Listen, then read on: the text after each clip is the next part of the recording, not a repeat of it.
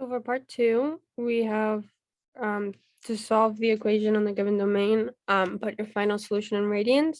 And then if no domain is given, assume the domain is all real numbers and to find all solutions. So our first problem is that the square root of 3 cosecant of x plus pi over 5 is equal to -2.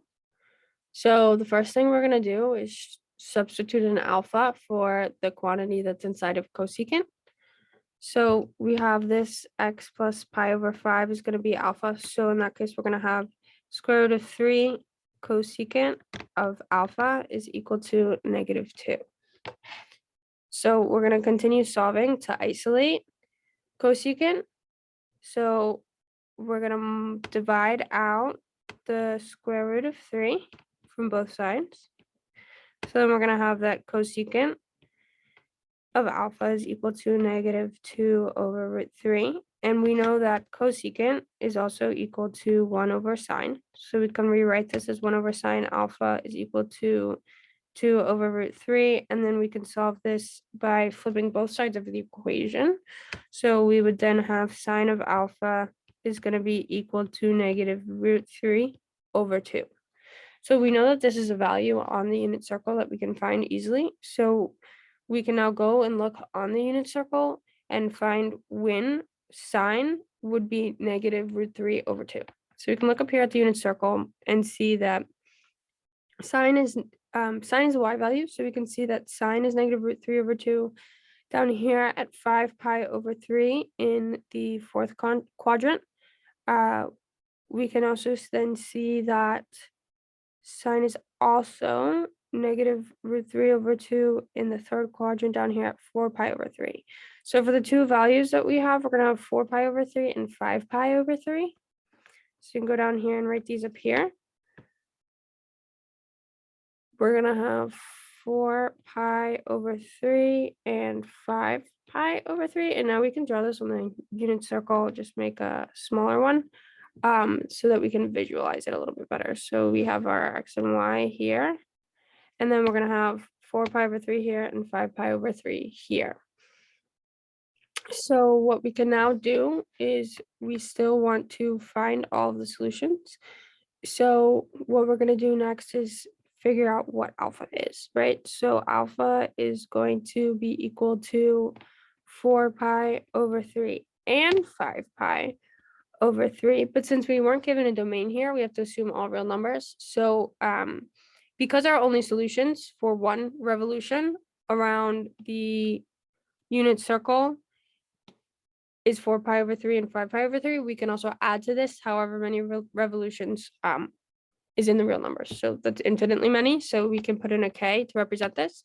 Since one revolution is equal to 2 pi, we're going to have 4 pi over 3 plus 2 pi k, and then 5 pi over 3 plus 2 pi k. So now what we're going to have to solve for, which is what we're solving for, is x. So we have what alpha would be equal to. What we can now figure out from this is what x would be equal to. So we're gonna plug in here, which I'll do down here. For alpha, we're going to plug in x plus pi over 5 and set this equal to both of these. So x plus pi over 5, x plus pi over 5, and we're substituting in for alpha, right? So we're going to have 4 pi over 3 here plus 2 pi k, and then down here, we're going to have 5 pi over 3 plus 2 pi k. So what we're going to do to solve for x is subtract, and let me switch colors here so it's more obvious. We're going to subtract pi over 5 from both sides for both equations.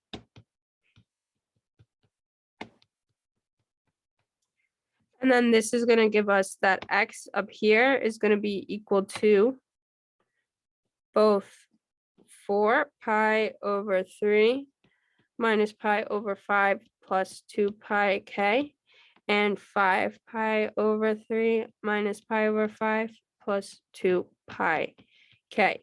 So we can now simplify this more by adding together the 5 pi over 3 and pi over 5. What we do to do this is just find a common denominator. So here the common denominator would be 15. So we would have 4 pi over 3 turn into, we multiply that by 5 to get a common denominator of 15. So we're going to have 20, because we're multiplying 4 by 5, 20 pi over 15 minus 3 pi over 5, because we're multiplying the pi over 5 by 3. And then we're still going to have the 2 pi k, of course. And then we're going to leave, we can just do this now. So 20 minus 3 would then give us 17 pi over 15 plus 2 pi k. So then for our second equation, we're going to have the same thing. We're going to do the same thing where we're going to multiply the first term by 5. So if we're multiplying 5 times 5, it's going to be 25 pi over 15 minus. So then if we then multiply pi over 5 by 3, we're going to get the same thing and get 3 pi over 15 plus 2 pi k still. And then we can simplify that and subtract it out. And we're going to get 22 pi over 15 plus 2 pi k. And so since we were asked to find all real solutions, since we weren't given a domain, we're going to leave the 2 pi k in there because that allows as many revolutions around the unit circle as we need. So our solution is going to be that x is equal to both 17 pi over 5 plus 2 pi k and 22 pi over 5 plus 2 pi k. So that's our solution for this first question. Okay, so since we are given a domain for this question, we're going to first look at what domains we're going to be on. So we have our unit circle here. We know this is 0, this is 2 pi, this is pi, and this is pi over 2, sorry, this is pi, and then this is going to be, since we have negative pi to pi, this is also going to be negative pi over 2, as well as negative pi. So our domain is going to bring us from 0 to negative pi and also from 0 to positive pi. So we are going to be, and they're closed brackets, so pi is included, and we're going to have the entire unit circle be our domain for this question. So next, what we're going to do is the same thing. We're going to try to solve for x. Now we don't have anything crazy inside of this cosine, so we don't really need to substitute it in alpha. You can if you want to, if it makes you more comfortable, but you don't have to. So the first thing we're going to do is we're going to add 1 to both sides. We're going to have 2 cosine squared x equals 1. Then we're going to divide both sides by 2. Then we're going to have cosine squared x is going to be equal to 1/2. Now cosine squared is squared, so we can take the square root of both sides. And so we're going to be left with that cosine of x is equal to 1 over the square root of 2, or that is also the same thing as square root of 2 over 2 if it's radicalized or rationalized, I mean. And since we took the square root, you can have both the positive and the negative solution. So it's going to be plus or minus, plus or minus. Do not forget that. That's very important because you will get more solutions that way.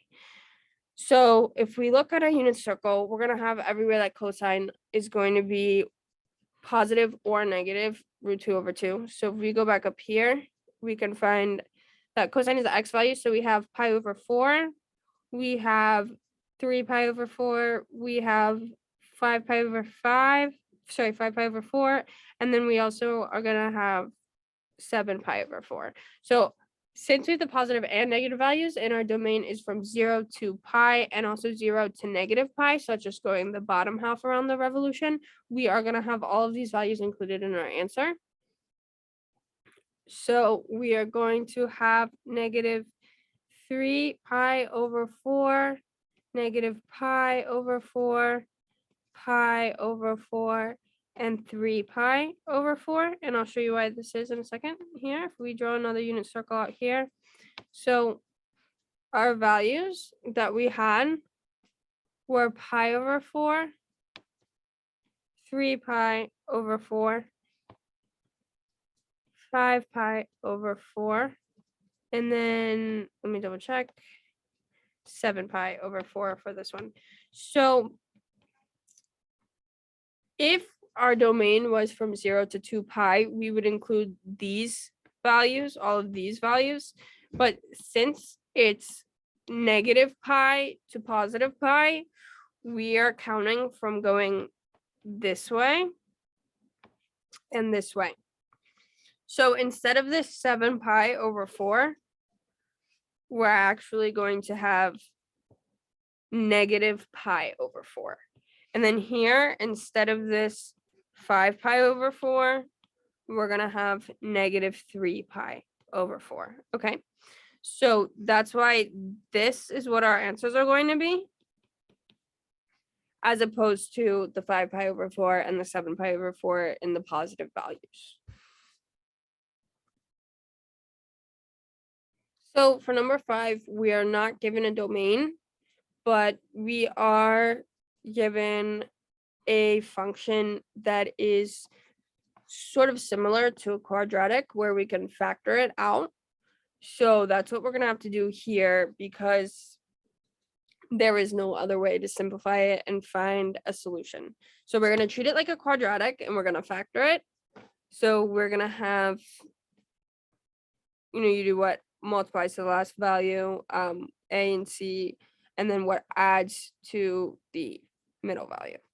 So we know that we can have 5 cotangent of x plus 1 and cotangent of x minus 1. And you can always double check this too if you're unsure, by foiling it back together. So if we foil it back together, we would have 5 cotangent x times cotangent x, which would give us 5 cotangent squared x. And then we would have this value times this value. We would have minus 5 cotangent x, and then plus cotangent x, and then minus 1 at the end here. And so this would then simplify into being negative 4 cotangent x minus 1 equals 0. And this is the same thing that we had up here. So, there's a bunch of different ways you can factor. I tend to do it in my head. And just thinking, if 5 times negative 1 is negative 5, and then you have negative 4. So you have your A and C, A times C, and then your B value. And then you just think about what would multiply, what two numbers would multiply to give you this value, and then what number would add to give you this value. But you can also just guess and check, or whichever method your teacher taught you to do is fine. But if you're ever stumped, you can always just guess and check.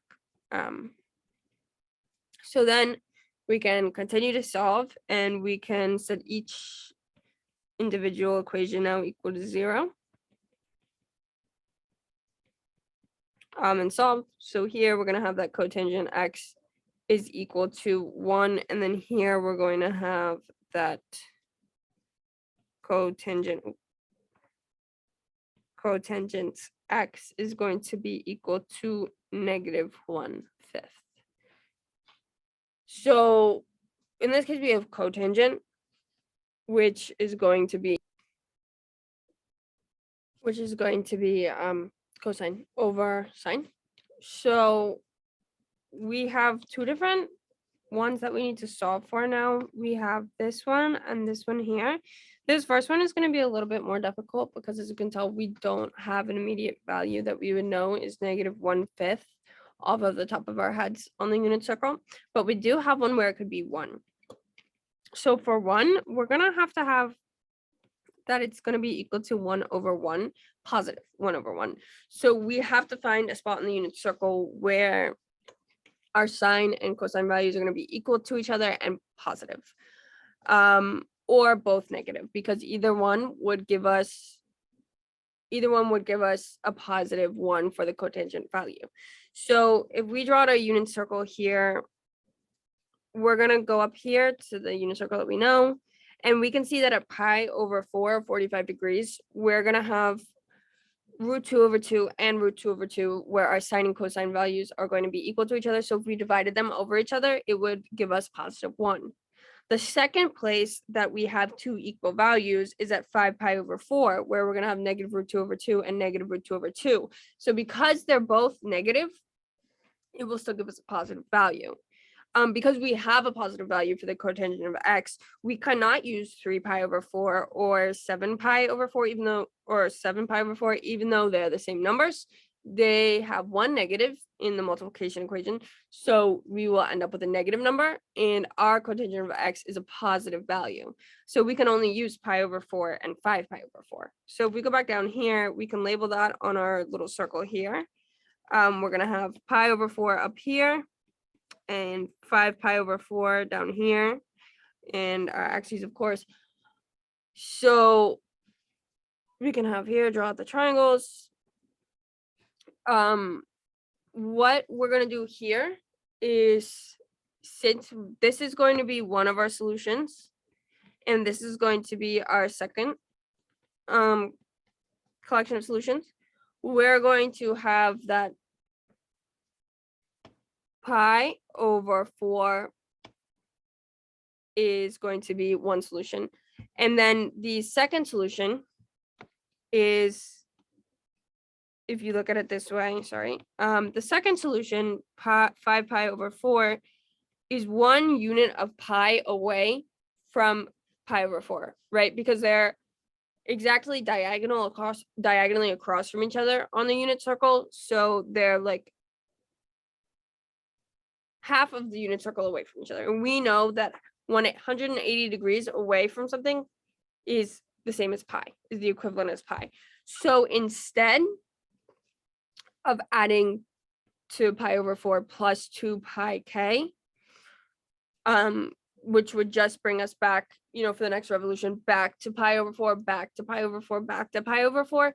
Since we also want to include 5 pi over 4 in our solution, we can just add plus pi k, because this will give us our next solution after we plug in 1 for k to be 5 pi over 4. If we plug in 2 for k, it will bring us back to pi over 4. If we plug in 3 for k, it'll bring us back to 5 pi over 4. So it will give us all of the solutions that we need, and we wouldn't have to say it twice. So if we wanted to use 2 pi k, we would have to do pi over 4 plus 2 pi k, and then also 5 pi over 4 plus 2 pi k. But we're finding a solution. We're going to want to make it as simple as possible and try to have as many solutions as possible included in one solution. So that's why instead of writing it like this, we're going to write it like this. It's going to be a lot easier and a lot more condensed. And since we already have one other solution over here, we're just going to write it like this. So we have one of our solutions. Now we have to find the solution where cotangent of x is equal to negative 1/5. So this one's a little bit harder because it's not on the unit circle, but we can always draw out our unit circle to help us visualize things. We have our axes, and then we have this equation up here where cotangent of alpha equals b over a. So we know that 1 is going to be one of the sides and 5 is going to be one of the sides. And we don't know if it's going to be -1 or -5. So we can do both, and then both would be solutions. So we can draw out here that we're going to have 5 along this side, where 5 is positive, right? Because it's above the y-axis and it's the y values. And then -1 on this side, because the 1 in width is going to be on the left side of the x-axis where it's negative.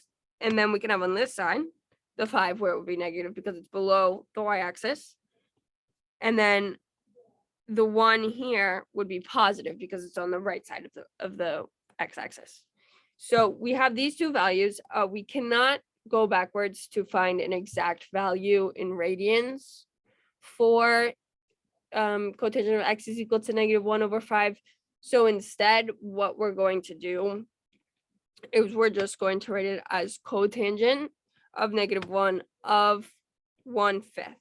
And now we want to take out the negative sign because it's going to make things a little less complicated. And we're going to bring the negative sign over here also because we're changing from cotangent to inverse cotangent. So we're going to take out the negative sign. Now we're going to also subtract that from pi.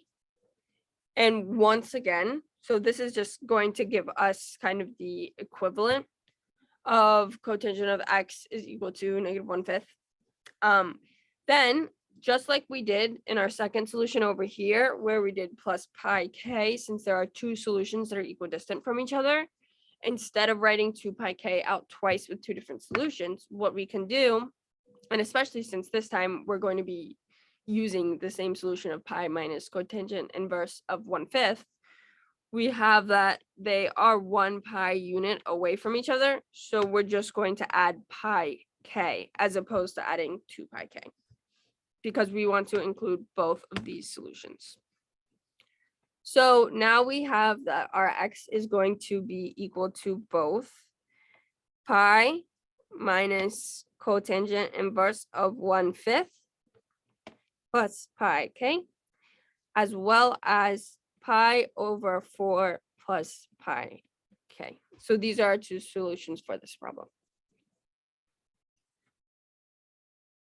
So for number 6, we are given a domain again. So we're gonna have here, we'll figure out a domain first. We have from 0 all the way around to 2 pi, and 2 pi is not included, but 0 is. So generally the point is included if we need to use that point. We would just have to use the 0 value for that point as opposed to the 2 pi value for that point because 2 pi is not included, but the actual location is. So we have our domain, which is basically 1 revolution around the unit circle. Now what we're gonna do is solve and plug in alpha. So we have here 5 tangent of 2x is equal to -5. We can solve, and by dividing by 5, we're going to have tangent of 2x. So we can plug in alpha for this 2x here and have tangent of alpha is equal to -1. So we can now find where tangent of alpha is going to be equal to -1. So it's kind of the opposite of what we were doing in the previous problem where we were finding where it's equal to +1. This time we're going to be finding where it's equal to -1. So we're going to have to find where the actual numbers for cosine and sine are the same because tangent is equal to sine over cosine. So when sine and cosine are the same, they're going to be equal to 1. When one is positive or one is negative, but they still have the same numbers in their value, that's going to be equal to -1. So we're going to have that in quadrants 1 and quadrant 4. So if we draw our axes out here, we're going to have this in quadrant 1. Oh, sorry, not quadrant 1. Excuse me. Quadrants 2 and 4. Because this is where one value is always negative and one value is always positive, right? So if we go up here, we should be able to know where it is off the top of our head, but we can go up top and look at it. So if we go up here to the unit circle, we can see that we have -√2/2 and √2/2 at 3 pi over 4. And then we have √2/2 and -√2/2 at 7 pi over 4. So our two values that we're going to be using is 3 pi over 4 and 7 pi over 4. So we have, we have 3 pi over 4 up here and 7 pi over 4 down here. So these are our two values that we're going to be using. And now, once again, which is the same thing with the problem that we just did, our values are going to be 1/2 of a revolution around the unit circle away from each other. So they're 180 degrees apart. We have that this is equal to pi, right? So instead of there being two random solutions and them being different, we have that they are equidistant from each other. And that would give us 1/2 a revolution to be able to include all of these solutions as opposed to a whole revolution. So our answer is going to be that alpha is equal to 3 pi over 4 plus pi k. And So we're writing plus pi k instead of doing both and writing plus 2 pi k. Because they're equidistant from each other, right? So we only need to include the lesser one and then add a pi k. So the thing is with this question, we do have a domain here of 0 to 2 pi. So we can only use specific values of k, and we can now find those values of k. But first we have to solve for x because we don't actually have the values of x. So we can sub in 2x for alpha. And we would have 3 pi over 4 plus pi k.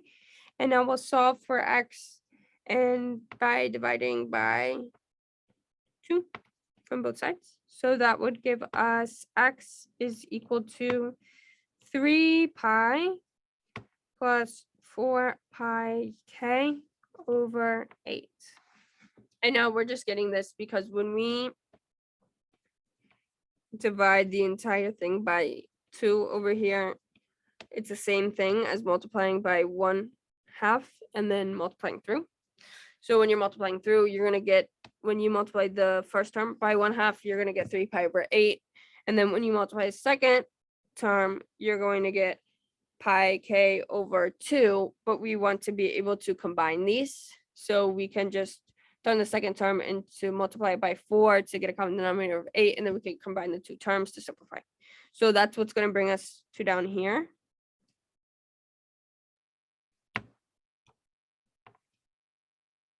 So from here, we can now figure out what values of k are going to be included. We are going to be able to have from 0 to 2 pi, which is not included. So we're going to be able to go, let me redraw it so we can see a little better, but we have this value here and this value here, right? So if we go from 0, where k equals 0, that's going to be one of our answers because that's going to be the first time you hit this. Then we're also going to be able to have that k is equal to 1, because where k is equal to 1, we're going to get around to here because we're adding a pi.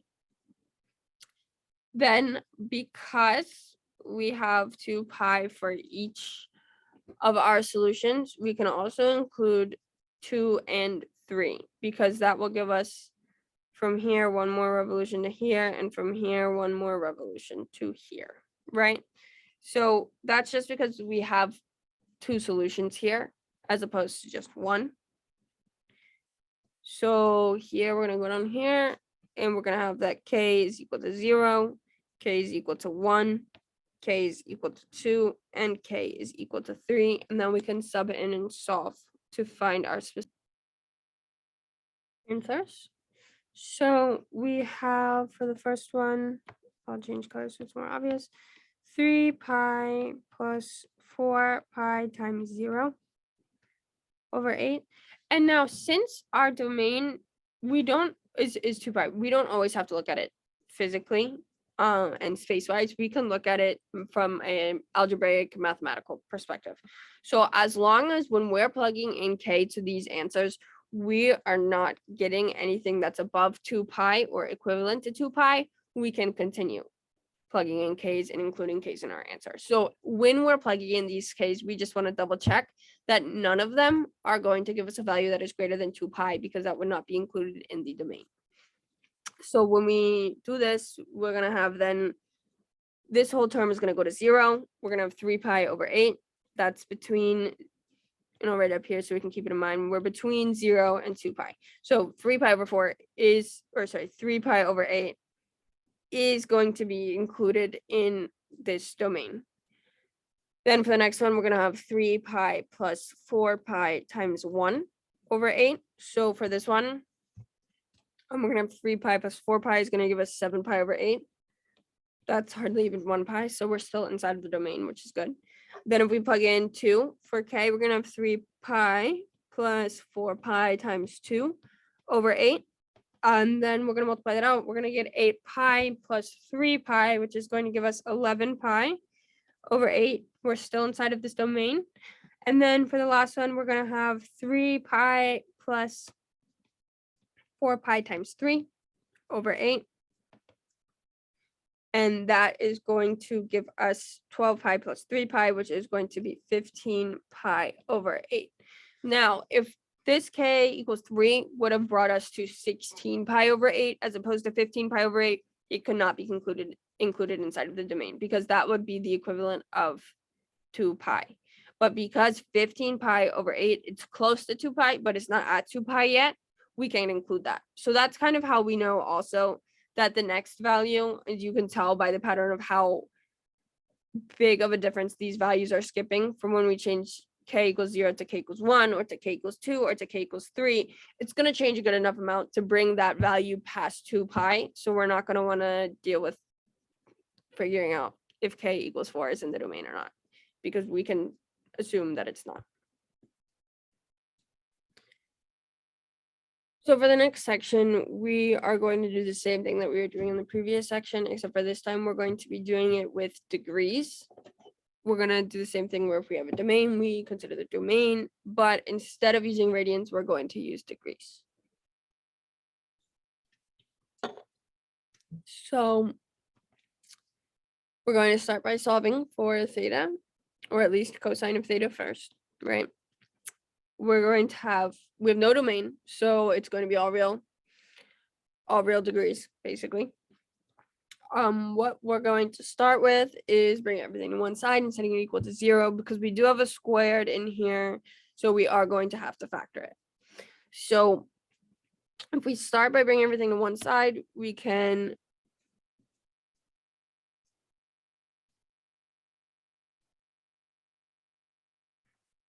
subtract the 9 cosine theta over here, subtract the 9 cosine theta over here, and then on the side we're going to have then 4 cosine squared theta minus 9 cosine theta minus 1 is equal to sine squared theta. Hopefully though, at this point, before you continue bringing everything over, you'll be able to recognize an identity here.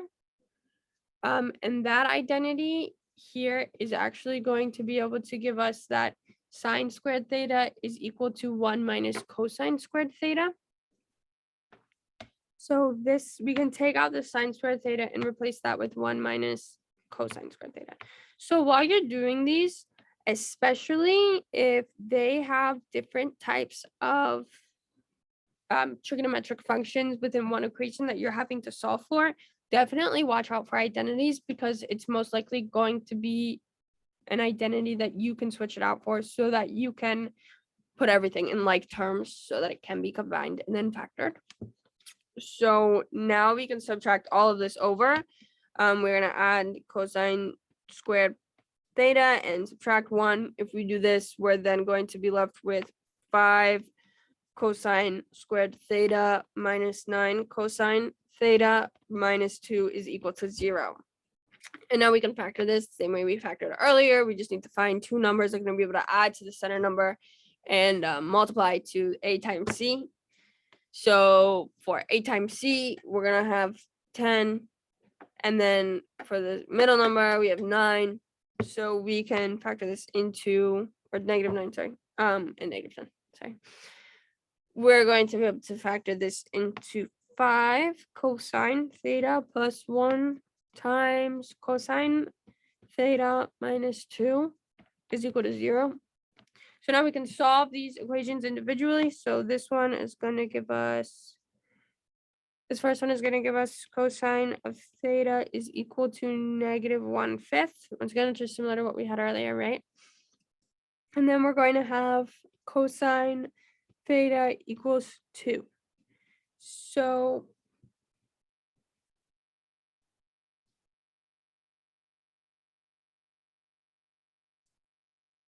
for this first one, we can do the same thing we did earlier where we drew out what we had.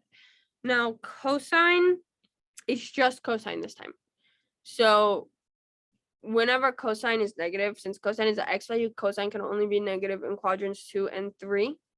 So it's going to have to be either here or here. So we can draw our axes and draw our triangles in the second and third quadrants. We'll have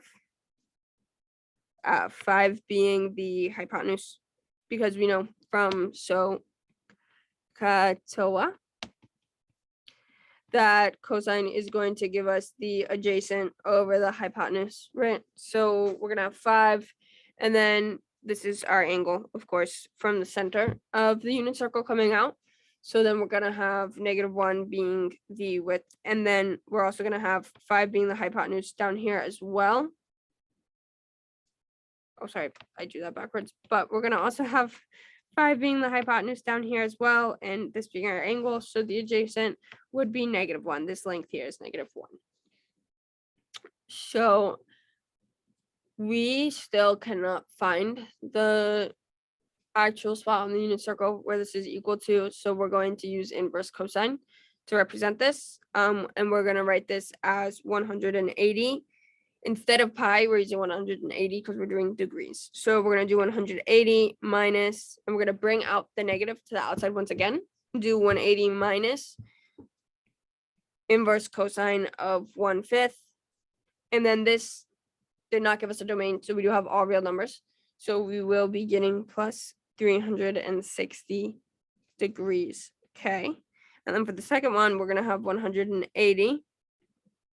And now, see, these two values are here on the unit circle and here. They're not 180 degrees across from each other, so we cannot do what we did previously, and we have to put up 2 separate solutions for this one circle, right?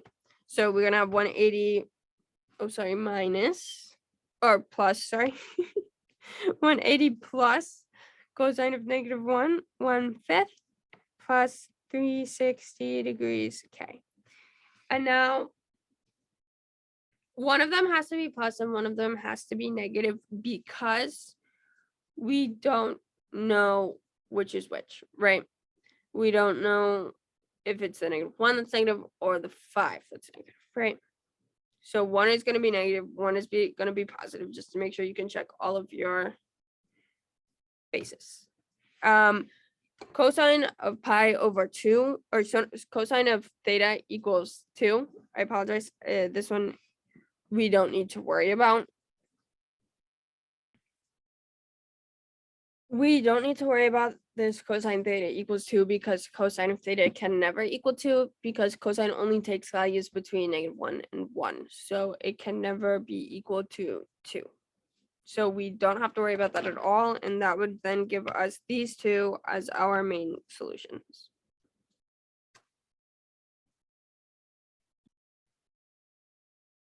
So for number 8, we were given a domain. We have 0 to 360. So if we draw a little unit circle here, we know here's 0, and we know 360 is equivalent to 2 pi. So we're going to go from 0 to 360 for our domain. We also have cosine of theta equals sine 2 theta. So we should immediately be able to recognize, 1, we can't do anything with this the way it is. 2, there is an identity that is, I believe, the half angle identity, which is going to allow us to set instead cosine of theta equal to 2 sine theta cosine theta. So now we can subtract this to the same side and have it be equal to 0. We're going to put 0 on this side and have 2 sine theta cosine theta minus cosine theta. Now we don't have all like terms at this point, but we are able to factor out a cosine, which is still helpful. So we're going to have that 0 is equal to cosine of theta times 2 sine theta minus 1. So we don't have all like terms in the entire equation, but we do have the terms separated in a way where we will be able to find a solution. So what we can do now is separate this into 2 equations. We're going to have here cosine of theta, and then on this side, we're going to have 2 sine of theta minus 1. and solve. So cosine theta is already solved and it's set equal to 0, right? And then, sorry, set equal to 0. This one's also set equal to 0, right? Because we have 0 on both sides. If you take them apart, that's totally fine. So here we're going to add 1, divide by 2. And we're going to have that sine of theta is equal to 1/2. And then on the side, we still just have that cosine of theta is equal to 0.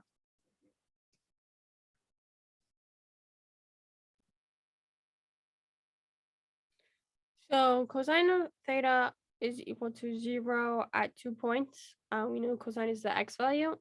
So wherever the x value is,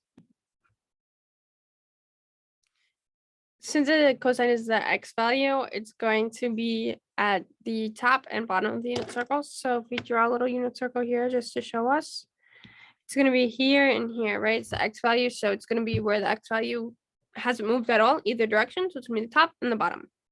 Okay, so that is at pi over 2, but since we're in degrees, instead of pi over 2, we're going to write 90 degrees. Okay, and then we are also going to have 180 degrees because that's another place that it's equal to 0. But we're going to do the same thing we've been doing, where because they're directly across from each other, we don't need to use both values in a solution. We only need to use one. So we're going to have 90 degrees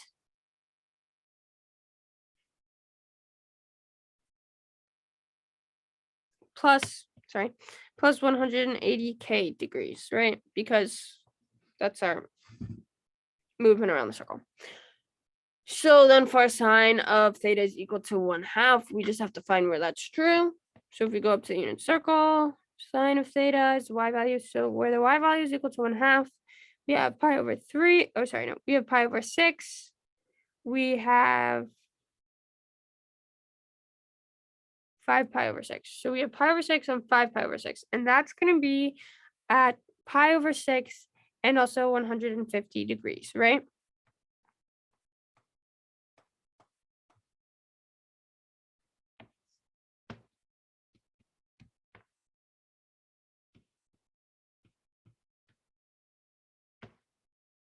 Not pi over 6, 150 degrees and 30 degrees.